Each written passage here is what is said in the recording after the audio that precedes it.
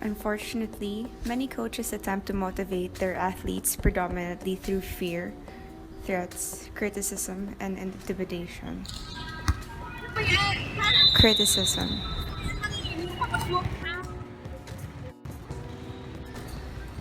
Threats.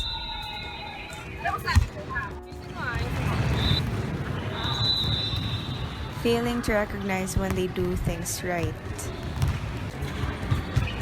Intimidation. Hindi ka makakahabol sa teammates mo kung ganyan ka. Sa i-traveling mo, wag mo sanang situation work. Dapat natural na yun sa'yo. Ma-practice ka naman dito. Huwag ka mag-panic. Shoot ka nagka-panic. Always saying what the athletes need to avoid instead of what they need to practice. Isi-shoot yung form mo. Hindi ka nag-bend. Ba't hindi ka nag-bend? Dapat nag-bend ka. Coach, hindi mo nakita ka. Hindi ako kumalit. Layup. Negative sarcasm. Nakaya ng layup na mahal nina. Ito lang, di ba? Although these methods are often effective in the short term, they typically backfire in the long term. Grabe, Liga. Ano naman? Problema ako sa athlete ko eh. Naman? Oo, di sila perform eh. Paano ba yun?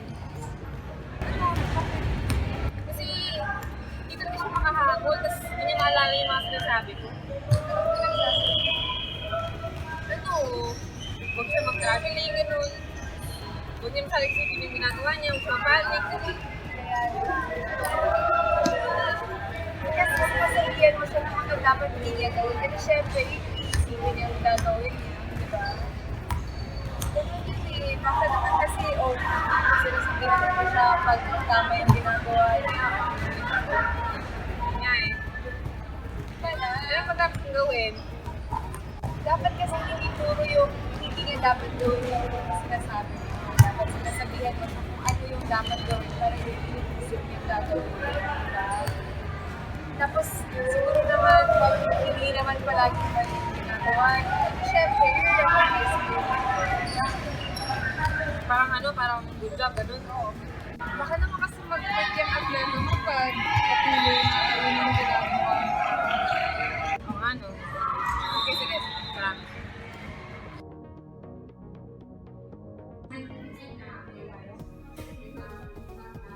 Ayaw ko na.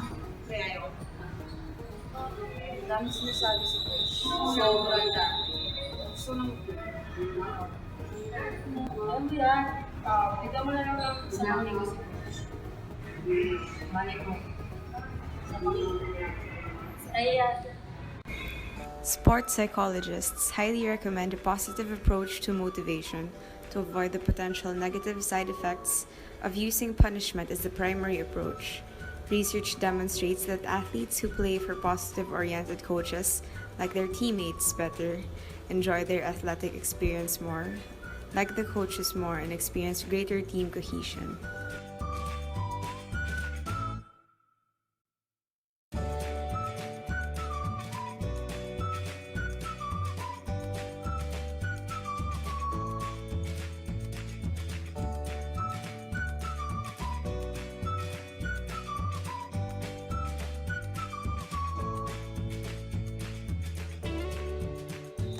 What the coach applied to our athlete just now was positive reinforcement. By giving feedback for the things the athlete did right, and by telling the athlete what to do instead of what not to do, the desired behavior is strengthened. According to Ciccarelli and White, following a response with some kind of pleasurable consequence, like a reward, will lead to an increase in the likelihood of that response being repeated. This is called positive reinforcement. The reinforcement of a response by the addition or experience of a pleasurable consequence, such as a reward or a pat on the back. Of course, at the beginning, the coach had a hard time with her athlete because the feedback she would give would only be of the things the athlete was not doing right. Apart from that, she was also not able to give positive reinforcement to the athlete when she performed well.